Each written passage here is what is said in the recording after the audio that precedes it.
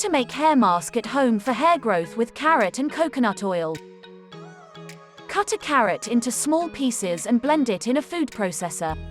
Next, mix 2 tablespoons of coconut oil until you have a thick paste.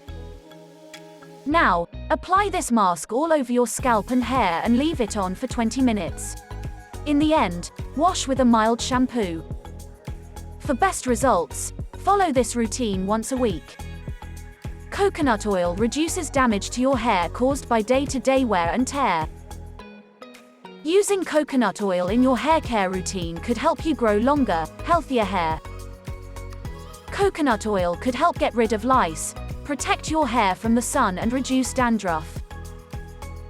On the other hand, carrots are highly rich in vitamin E, vitamin A, and antioxidants which help in boosting the blood circulation to the scalp. This helps in stimulating hair regrowth by providing proper nourishment to the hair follicles and roots. Hope you did get some value out of our today's video. If you really did, hit subscribe button, press the bell icon in order to get regular updates from our channel.